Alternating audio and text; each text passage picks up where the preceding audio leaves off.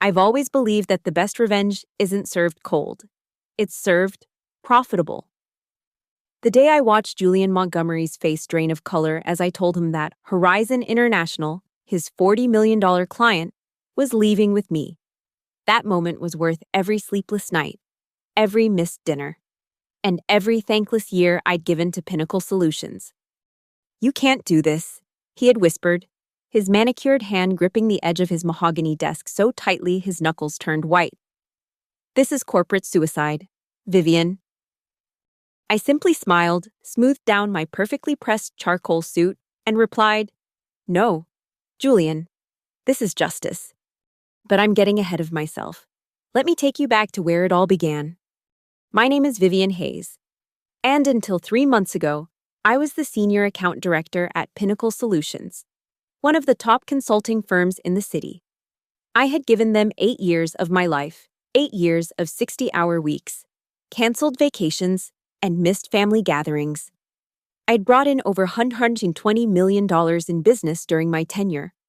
I was their golden goose. At least, that's what I thought. I joined Pinnacle straight out of business school, bright-eyed and eager to prove myself in a male-dominated industry. The company had a reputation for being cutthroat but rewarding those who produced results. Work hard, play hard was practically the unofficial motto, and I worked harder than anyone. By my 3rd year, I'd already been promoted twice. By my 5th year, I had my own team. And by my 7th year, I'd landed Horizon International, a multinational corporation that became our biggest client. I practically lived and breathed Horizon. I knew their business inside and out, had memorized their 5-year strategic plan, and could recite their quarterly earnings by heart. The CEO, Richard Evans, trusted me implicitly, often bypassing his own procurement team to call me directly. "Vivian," he'd say in his booming voice, "you're the only consultant who actually delivers what they promise." My colleagues were jealous, but I didn't care. I was making the firm millions while building my reputation. The annual bonus structure at Pinnacle was legendary. Top performers could double their base salary. With Horizon in my portfolio, I was on track for the biggest bonus of my career. Then came the executive retreat last December. Pinnacle's leadership team, along with top performers like myself, gathered at a luxury resort in Aspen. Between ski sessions and cocktail hours, we discussed company strategy for the coming year. Julian Montgomery, our CEO, seemed particularly interested in my work with Horizon. "Vivian," he said, swirling his whiskey as we sat by the fire, "the Horizon account is becoming too dependent on you personally. We need to diversify the relationship." I nodded, assuming he meant I should train a secondary team as backup. It was standard practice for major accounts. "I've been mentoring Abigail from the strategy team. She's getting up to speed quickly." Julian exchanged glances with Marcus Reeves, the newly appointed Chief Operating Officer. Marcus had joined the firm 6 months prior, brought in from a competitor. He'd never worked with clients directly, but he had a reputation for optimizing operational efficiency, corporate speak for cutting costs and maximizing profits. "Actually," Marcus said, leaning forward, "we're thinking of bringing in Thomas Reynolds to co-lead the account." I nearly choked on my drink. Thomas was a recent hire, poached from a rival firm with a hefty signing bonus. He had half my experience but twice my ego. More importantly, he was Marcus's protege from their previous company. "With all due respect," I said carefully, "Thomas doesn't know anything about Horizon's business. Richard specifically requested continuity in the team." "We'll manage the client's expectations," Julian said dismissively. "This decision is already finalized. Thomas starts on the account in January." I should have seen the warning signs then, but I convinced myself it was just business, another challenge to overcome. I spent the holidays preparing extensive briefing documents for Thomas, detailing everything from Horizon's organizational structure to the personal preferences of key stakeholders. When we returned in January, I found that Thomas had been given a larger office than mine, despite my seniority. "Space allocation adjustment," HR explained when I inquired. I brushed it off and focused on the work. The first client meeting with Thomas was a disaster. He interrupted me repeatedly, contradicted my recommendations, and suggested a complete overhaul of the strategy I'd carefully crafted with Richard and his team. After the meeting, Richard pulled me aside. "What's going on, Vivian? Who is this guy? And why is he trying to change everything we've agreed on?" I smoothed things over, promising to address the issues internally. Back at the office, I confronted Thomas. "You undermined me in front of our biggest client," I said, closing his office door behind me. He leaned back in his chair, smirking. "I was brought in to provide fresh perspectives. Your approach is outdated." "My approach has generated millions for this client and this firm. And now it's time for new blood." He shrugged. "Julian and Marcus agree with me. Maybe you should consider whether you're still the right fit for this account." I left his office seething but determined to prove my worth. Over the next few months, I worked even harder, arriving earlier and leaving later. I doubled my client communication, sent daily updates to the executive team, and generated 3 new project proposals that would expand our work with Horizon. Meanwhile, Thomas was slowly inserting himself into my client relationships. I'd find out he'd had lunch with Richard without inviting me. He'd schedule calls with Horizon's leadership team and forget to include me on the calendar invite. When I confronted him, he'd act surprised. "Oh, I thought you were busy with other Zers, just trying to help." April arrived, and with it, the annual performance reviews. Despite the challenging situation, I was confident. The Horizon account had grown by 22% under my leadership, even with Thomas's interference. My client satisfaction scores were perfect. I had also brought in a new mid-sized client worth about $3 million annually. I sat across from Julian and Marcus in the conference room, my performance file open before them. "Vivian," Julian began, his tone oddly formal.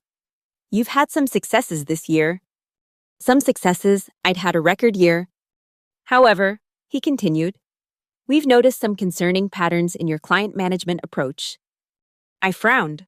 "What patterns?" Marcus slid a document across the table. "We've received feedback that you're resistant to collaboration, particularly with newer team members." I scanned the paper. It was a performance improvement plan, a PIP, usually the first step toward termination. "This is absurd," I said. "Who provided this feedback? Thomas?" Julian cleared his throat. "We collect feedback from multiple sources. The specifics are confidential." "My client satisfaction scores are perfect," I argued. "Richard Evans specifically requested me to lead their digital transformation project just last month." "The client's preferences are important," Marcus acknowledged, "but we need to consider the firm's long-term interests. You've become a bottleneck. Everything goes through you." "Because I built this relationship from nothing." Julian sighed. "This is exactly the kind of territorial attitude we're concerned about. The plan outlines steps for you to improve your teamwork and knowledge sharing." I bit my tongue, knowing that arguing further would only reinforce their narrative. "And my bonus?" I asked instead. The men exchanged glances. "Given the areas for improvement," Marcus said, "the executive committee has adjusted your bonus calculation." "Adjusted how?" Julian slid another document toward me. "You'll receive 10% of the originally projected amount." I stared at the number in disbelief. A 90% reduction. After the best performance year of my career, the bonus I'd been counting on to finally pay off my student loans and put a down payment on an apartment. "This is theft," I said quietly. "It's business," Marcus corrected. "We need to incentivize the behaviors we want to see more of." I stood up, gathering my things with shaking hands. "Is there anything else?" "Yes," Julian said. "Starting next month, Thomas will be the primary contact for Horizon. You'll transition to a supporting role." I walked out without another word, my mind racing. In the bathroom, I splashed cold water on my face and stared at my reflection. I had given everything to this company, sacrificed my personal life, my health, my relationships. For what? To be pushed aside for a man with connections to the new COO? That night, I couldn't sleep. I paced my apartment, replaying every interaction, every meeting from the past few months. It wasn't just about the money, though that stung deeply. It was the betrayal, the casual way they had dismissed my contributions, my expertise. By morning, I'd made my decision. I wouldn't fight the PIP. I wouldn't plead my case to HR or try to rally allies within the firm. No, I would do something far more effective.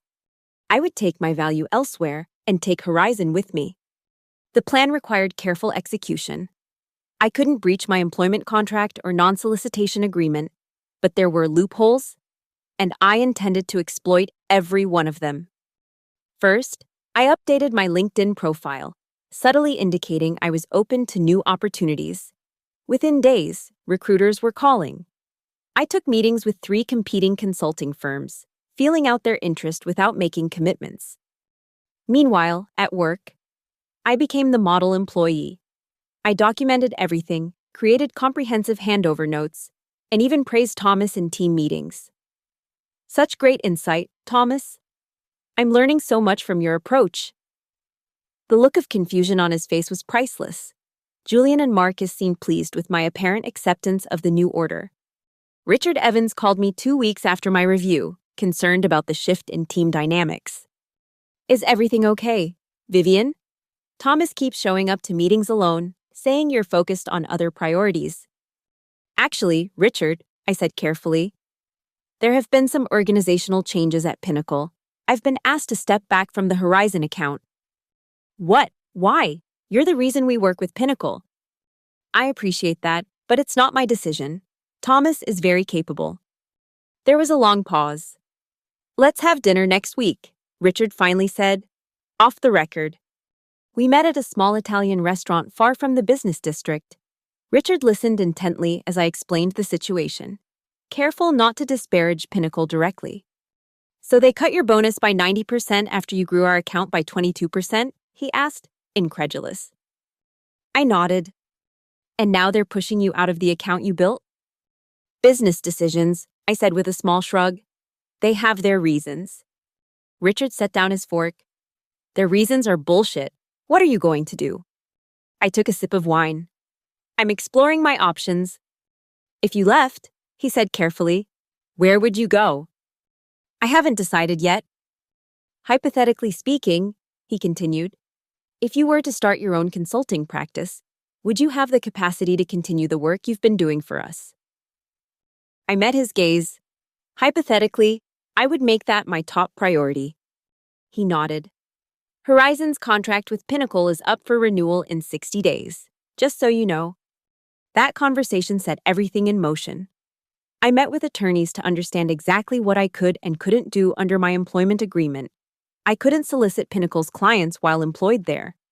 But if a client independently decided to follow me after I left, that was their business decision.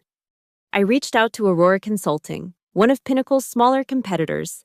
The CEO, Diana Chen, had been trying to recruit me for years. I'm finally ready to have that conversation, I told her over coffee. Diana's eyes lit up. What changed? Let's just say Pinnacle and I have different visions for my future. I explained what I wanted, a position as partner with equity in the firm, complete autonomy over my client relationships, and resources to build my own team. In return, I would bring my expertise and industry connections. You're describing a significant investment on our part, Diana noted. What makes it worthwhile for Aurora? My track record speaks for itself, I said, and I have reason to believe at least one major client might follow me. Diana studied me. Horizon?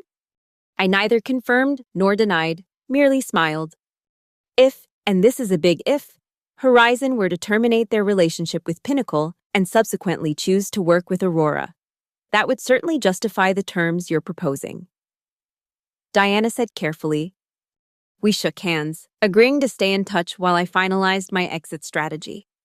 Back at Pinnacle, I continued my charade of cooperation. I even volunteered to help Thomas with a complex proposal for expanding Horizon's contract. My revised version was significantly better than his draft, though I made sure to give him full credit. This is excellent work, Thomas, Julian said during the review meeting. Thomas preened under the praise. apparently forgetting that he'd been struggling with the document just days earlier. "The client will be impressed," I added cheerfully. I had been monitoring the contract renewal timeline closely. 30 days before the official renewal date, Horizon's procurement team would initiate the process. That's when I needed to make my move. The opportunity came sooner than expected. Richard called me on a Friday afternoon, his tone urgent. "Thomas just presented a proposal that would double our fees with minimal added value," he said. When I questioned it, he told me that if we want premium service, we need to pay premium prices. Said it was a directive from Julian himself. My heart raced. They were trying to squeeze more revenue from Horizon to compensate for other underperforming accounts. A classic, desperate move. "I see," I said neutrally. "I'm calling an emergency meeting with your leadership on Monday." Richard continued. "I want you there." Of course. After hanging up, I made 2 calls. First to Diana, confirming that our agreement was ready to be formalized.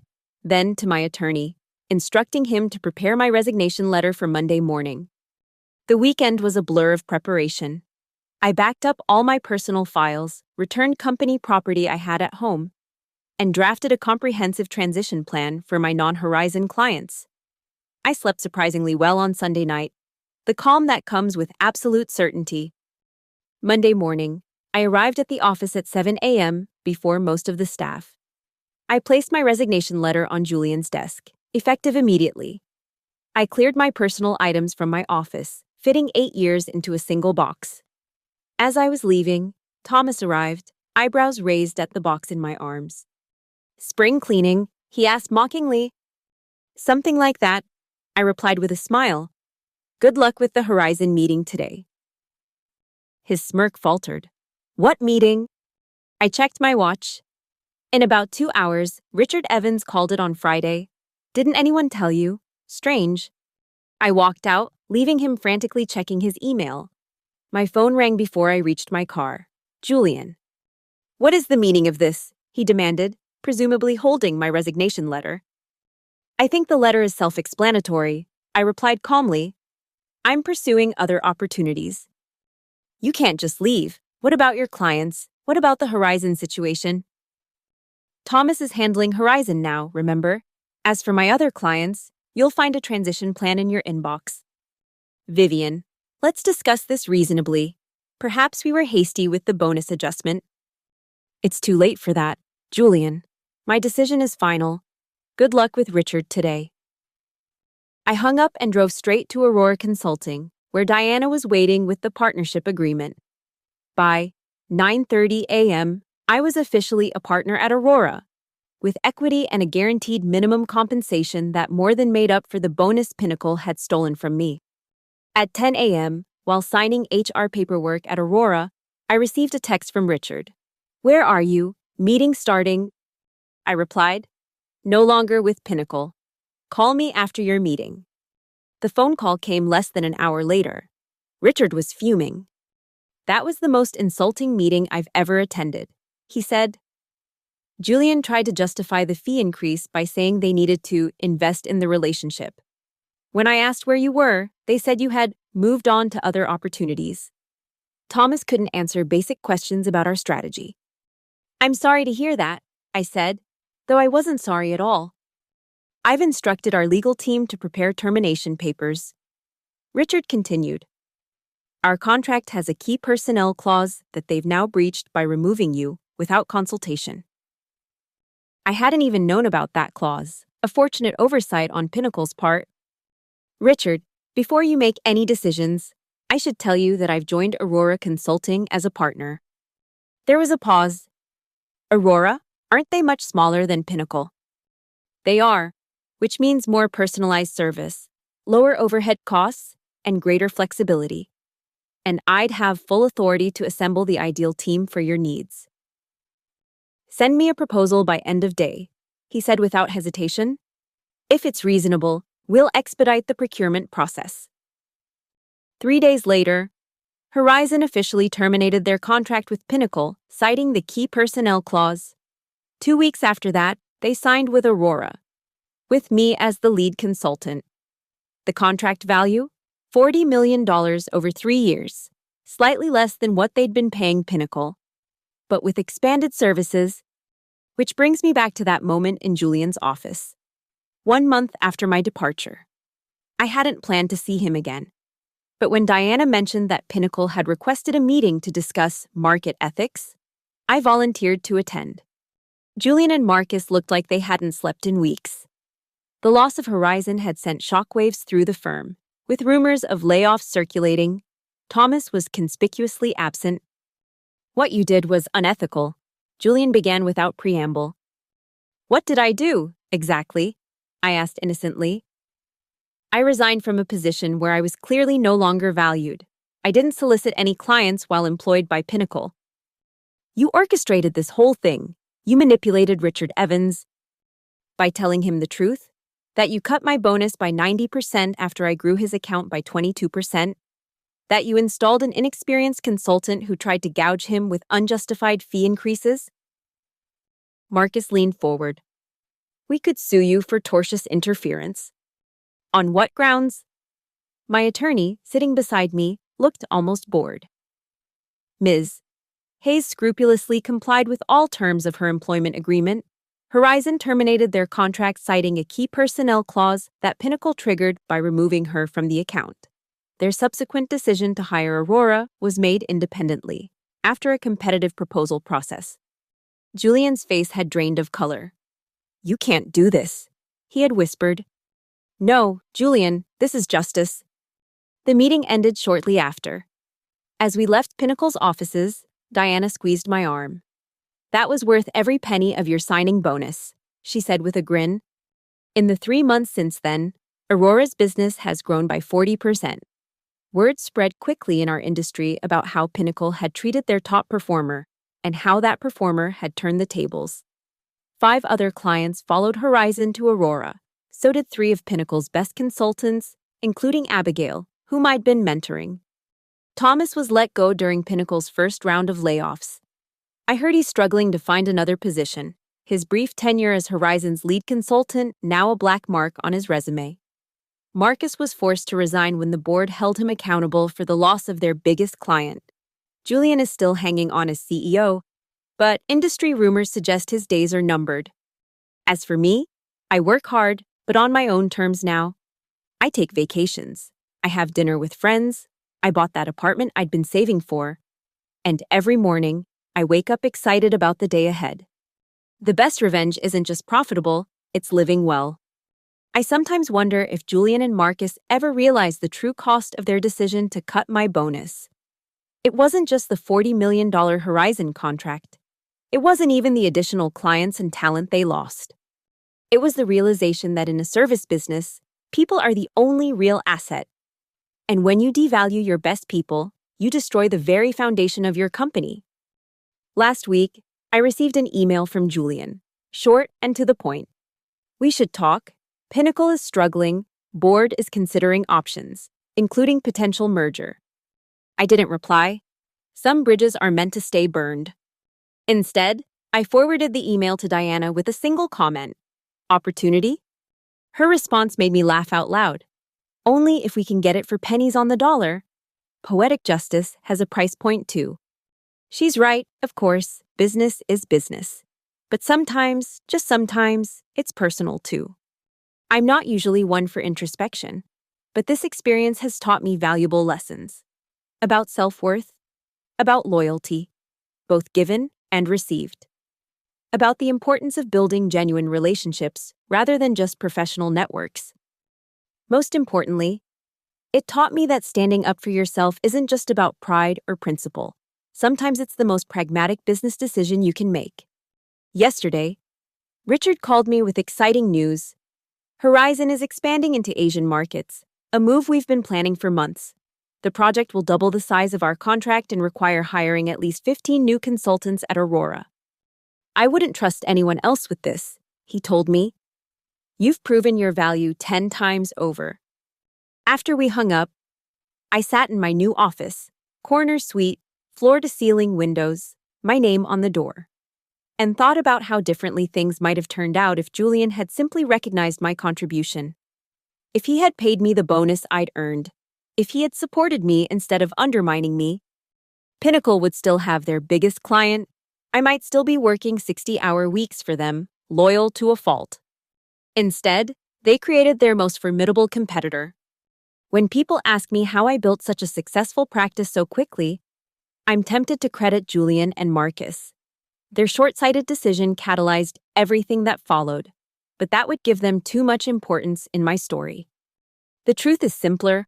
I finally recognized my own value, even when others didn't. And that made all the difference. This morning, I interviewed a promising young consultant for our growing team. Bright, ambitious, eager to prove herself, she reminded me of myself 8 years ago. "What's the most important thing you look for in an employer?" I asked her. She thought for a moment. "A place that rewards results and values contribution." I smiled. "That's exactly what we do here." And I meant it, because I've seen the alternative, and I know better. They cut my bonus by 90%, so I quit with their top client. But the real victory wasn't in the leaving or the taking. It was in the building of something better, something that reflects my values and rewards excellence fairly. That's a bonus no one can ever take away. The office gossip mill has been working overtime lately. Apparently, Pinnacle is on the verge of a massive restructuring, code for layoffs and desperate cost-cutting. Their stock has dropped 40% since losing Horizon and the other clients that followed. The board has given Julian 3 months to turn things around or face replacement. I shouldn't care. I shouldn't feel anything but satisfaction. And yet, there's a small part of me that feels a twinge of sadness for the good people still trapped there. The ones who weren't in a position to leave as I did. Diana says I'm too sentimental. It's natural selection in the business ecosystem, she told me over lunch yesterday. Pinnacle failed to adapt.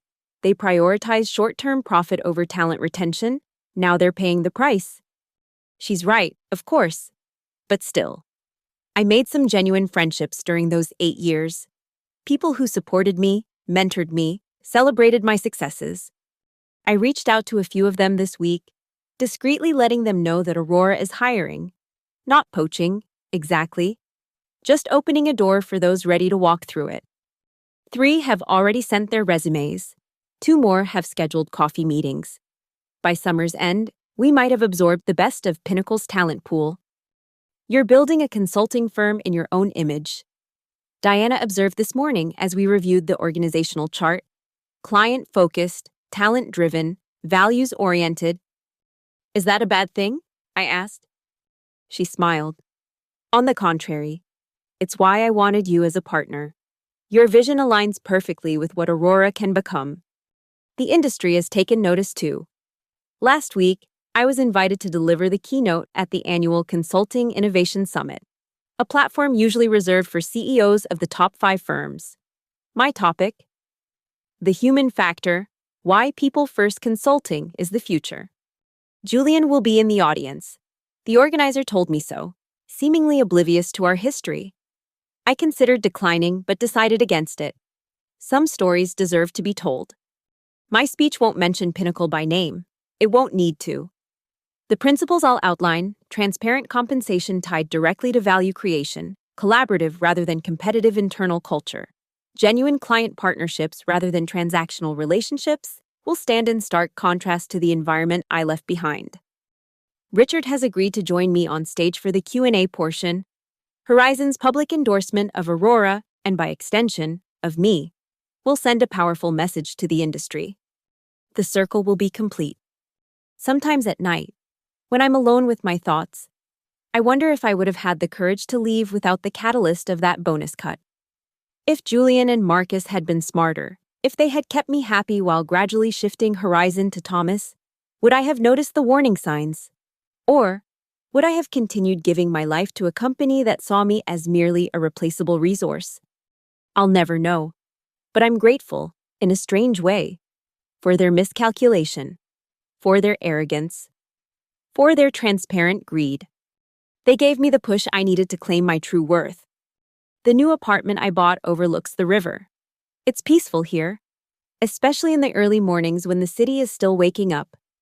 I've started practicing yoga again, something I'd abandoned years ago when work consumed everything. I'm dating, casually but enjoyably. I've reconnected with friends who had almost given up on seeing me outside of rushed birthday dinners. Last month, I took my first real vacation in 5 years, 2 weeks in Portugal. Phone turned off, laptop left at home.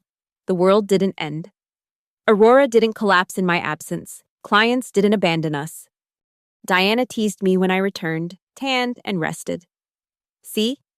You're not indispensable after all. But that's the difference between Aurora and Pinnacle. Here, not being indispensable isn't a threat. It's a sign of a healthy organization, of successful knowledge sharing and team development. I still work hard. I still care deeply about my clients and their success, but now I do it on my terms, with boundaries and balance. That's not something I could have achieved at Pinnacle, no matter how big my bonus. This morning, I received an unexpected email from Thomas. Subject line, apology. Vivian, he wrote. I've had a lot of time to reflect since leaving Pinnacle. I was arrogant and entitled.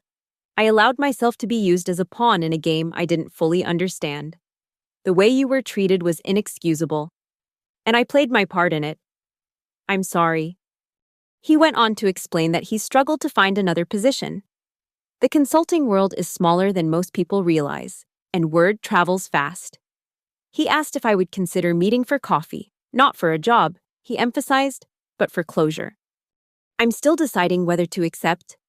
Part of me wants to ignore the email entirely. Another part is curious about what he might say in person. Diana thinks I should meet him. Information is always valuable, she pointed out. He might have insights about Pinnacle's current situation that could be useful. She's thinking like a CEO. I'm still thinking like someone who was betrayed. But perhaps that's the final step in this journey, moving beyond the personal to the purely professional. Seeing Thomas not as the man who helped push me out, but as a potential source of competitive intelligence, or even, someday, as a cautionary tale to share with our junior consultants about the importance of integrity and independent judgment. The Consulting Innovation Summit is next week. My keynote speech is nearly finished.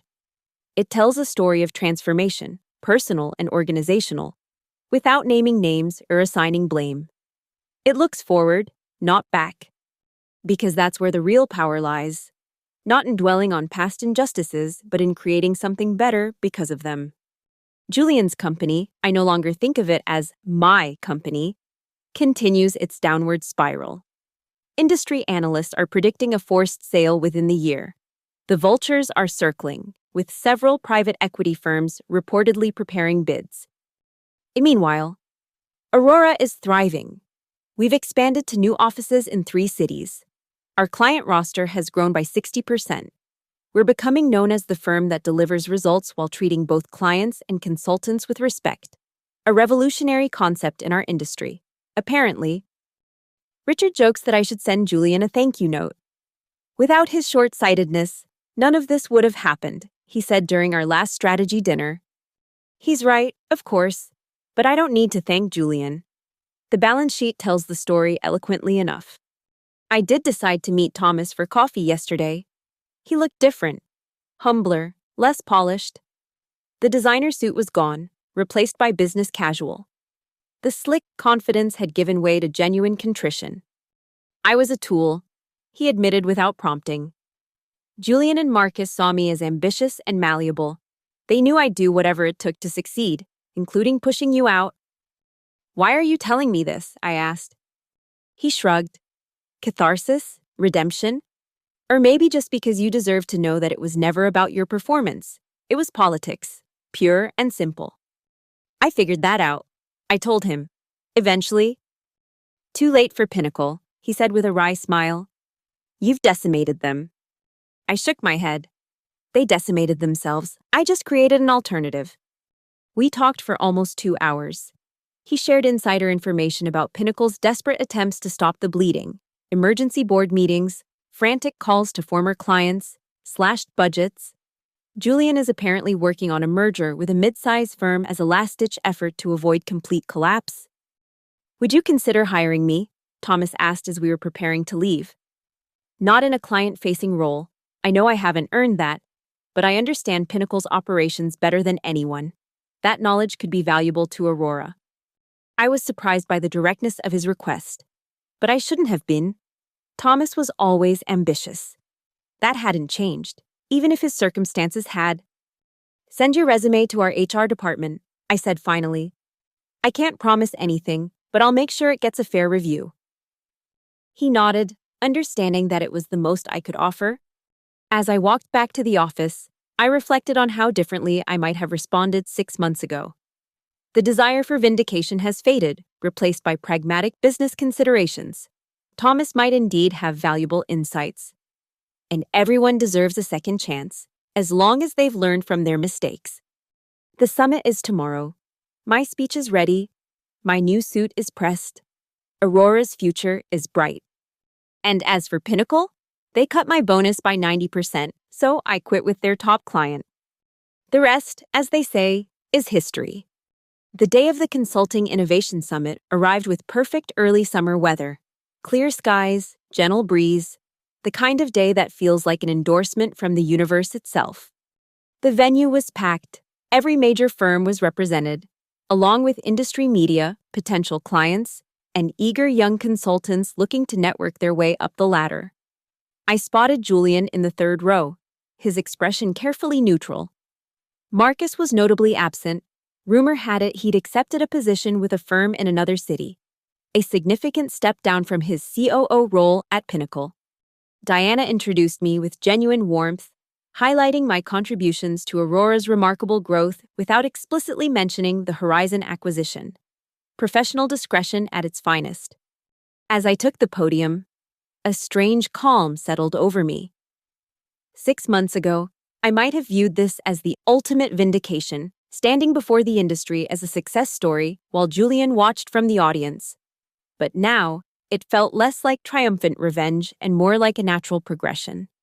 The next chapter in a story still being written. The consulting industry is at a crossroads. I began. The traditional model, hierarchical, extraction-focused, prioritizing short-term profits over long-term relationships, is failing. Not just failing consultants, but failing clients. Failing the very people we exist to serve. I outlined the alternative. A collaborative approach that values expertise, rewards contribution directly, and builds genuine partnerships with clients. I shared case studies, anonymized but recognizable to industry insiders, of how this approach had delivered superior results. The future belongs to firms that understand a fundamental truth. I concluded, in the knowledge economy, your only real assets are your people and the trust they build with clients. Undermine either, and you undermine everything. The applause was gratifying, but Richard's endorsement during the Q&A was even more powerful. The CEO of a $40 billion company, publicly attributing his firm's recent successes to our partnership, you can't buy that kind of credibility. Julian left before the networking reception. I wasn't surprised. What could he possibly say to me, or to the colleagues witnessing Aurora's ascendance? Diana was exuberant afterward, fielding inquiries from potential clients and employment requests from consultants at competing firms. We'll need to be selective, she told me as we celebrated with champagne later. Growing too quickly carries its own risks. She was right, of course. Quality over quantity. We would build Aurora deliberately, thoughtfully, with each new hire and client carefully vetted for alignment with our values. The conference had unexpected consequences. 3 days later, I received a call from an unfamiliar number. Vivian Hayes? The male voice was hesitant, almost apologetic. Speaking, who is this? David Montgomery, Julian's brother. I nearly ended the call right there. What could Julian's brother possibly want with me? Please don't hang up, he said quickly, as if reading my mind. This isn't about Julian, it's about Pinnacle's board. That got my attention. I'm listening. Your keynote made an impression. Several board members were in attendance. They've been concerned about Pinnacle's trajectory for months, but your speech crystallized exactly what's gone wrong. And, I prompted when he paused. And they're considering dramatic changes. Julian will be asked to step down next week. They want to talk to you. I almost laughed. If they're looking for consulting services, they can contact Aurora through the proper channels. It's more complicated than that, David said. They're exploring options for Pinnacle's future. A merger is one possibility. Acquisition is another. Your name came up repeatedly during their emergency session yesterday. Now I understood. They want to be acquired by Aurora. They want to discuss the possibility, he clarified. Off the record, for now. I promised to consider it and hung up, my mind racing. The irony was almost too perfect. Pinnacle potentially being absorbed by the very firm they had inadvertently helped create. Their top performer, whom they had undervalued and pushed aside, now in a position to determine their fate. Diana was intrigued but cautious when I shared the conversation with her. We'd need to conduct thorough due diligence, she said. Pinnacle's client relationships, their remaining talent, their financial obligations, everything would need careful evaluation. Of course, I agreed. But strategically, acquiring their client base and top performers while eliminating a competitor. Could be brilliant, she finished, or a disaster, if not handled correctly. We agreed to take the meeting but make no commitments. I would attend along with Diana and our CFO, maintaining professional distance despite the personal history. The meeting was scheduled for the following Tuesday at a neutral location, a private dining room at an upscale restaurant downtown. I chose my outfit carefully that morning, a charcoal gray suit, crisp white blouse, subtle but expensive jewelry, the uniform of power. 4 Pinnacle board members were waiting when we arrived, along with their legal counsel. Julian was conspicuously absent.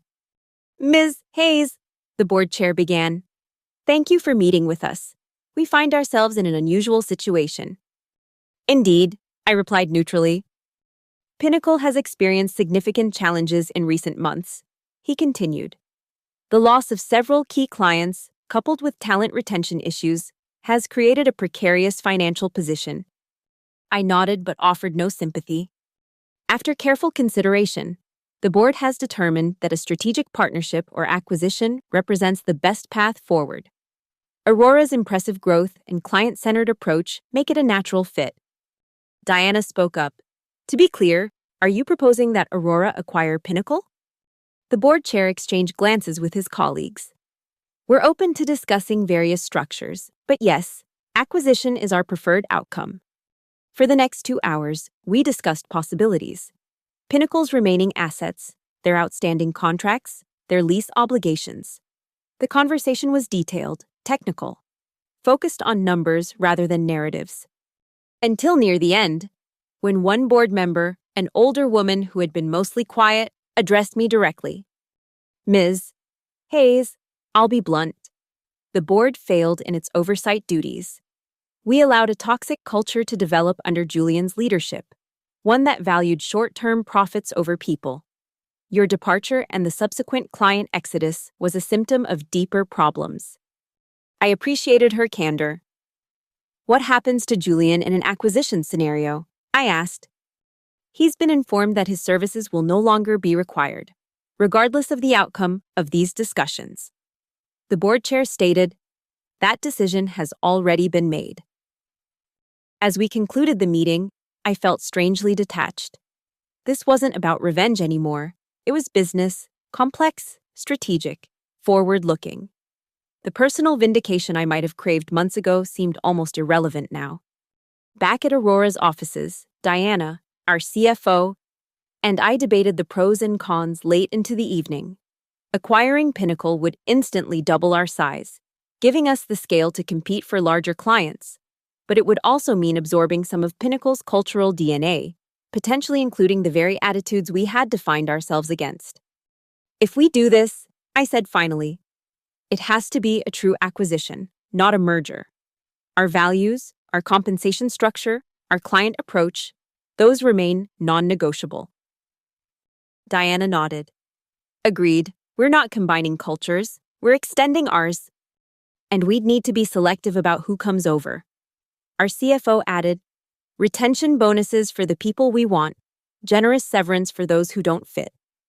The decision wasn't made that night, or even that week. We conducted extensive due diligence, reviewing Pinnacle's client contracts, interviewing key team members discreetly, analyzing financial statements. We modeled various scenarios, calculating integration costs and potential synergies. In the end, the numbers made sense. More importantly, the strategic rationale was compelling. Acquiring Pinnacle would give Aurora immediate scale while eliminating our most direct competitor. The client relationships we wanted could be strengthened. The talent worth keeping could be integrated into our culture. 6 weeks after the initial meeting, we signed the acquisition agreement. The financial terms were favorable. Pinnacle's valuation had dropped significantly since their troubles began. The announcement sent ripples through the industry.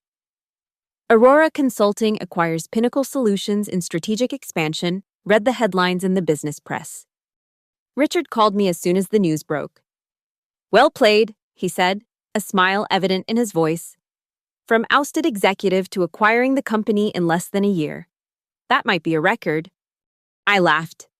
It wasn't the plan, just good business sense. "Sometimes the best revenge is wildly successful business," he replied. Julian sent a terse email the day the acquisition closed. "Congratulations, you won." I didn't reply. There was nothing to say. This wasn't about winning or losing anymore. It was about building something valuable, something sustainable, something better than what had come before. The integration process was challenging but revealing. Some Pinnacle employees embraced Aurora's culture enthusiastically, relieved to work in an environment that valued contribution over politics. Others struggled to adapt, eventually leaving for competitors or different industries altogether. Thomas, surprisingly, proved invaluable during the transition. His intimate knowledge of Pinnacle's operations helped us navigate potential pitfalls. He'd accepted a non-client-facing role in our operations team, working diligently to prove himself worthy of a second chance. "You could have blocked my hire," he said during a late night as we worked through integration issues. "No one would have blamed you." I shrugged. "That would have been personal. This is business." He nodded, understanding the distinction and the growth it represented for both of us. 3 months after the acquisition, Aurora's revenue had increased by 85%. Our client base had expanded to include 6 Fortune 100 companies, and our consultant retention rate remained at an industry-leading 94%. The business press started calling us the consulting firm of the future, highlighting our people-first approach as a differentiator in a notoriously burnout-prone industry. Diana and I were having lunch on the anniversary of my joining Aurora when she raised her glass in a toast. "To the most profitable revenge in consulting history," she said with a grin. I smiled but shook my head. It stopped being about revenge a long time ago. "When?" she asked curiously. I considered the question. "Probably the day I realized that building something good was more satisfying than tearing something bad down." She nodded thoughtfully. "Well, whatever motivated it, I'm grateful. Aurora today is beyond what I imagined possible when I founded it. We're just getting started," I told her. And we were. The industry was changing. Clients were demanding more value, more transparency, more genuine partnership. The old model was dying, not just at Pinnacle, but across the consulting landscape. Firms that adapted would thrive. Those that clung to outdated approaches would follow Pinnacle's path to irrelevance or absorption. Last week, I received an unexpected package. Inside was a framed document, my original offer letter from Pinnacle, dated 8 years ago. A sticky note was attached. "Found this while cleaning out Julian's office. Thought you might want it as a souvenir.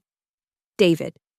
I hung it on my wall, not as a reminder of betrayal or revenge, but as a marker of how far I'd come, of how sometimes the worst professional experiences can lead to the best outcomes, if you have the courage to walk away and create something better. They cut my bonus by 90%, so I quit with their top client. And then I built an empire,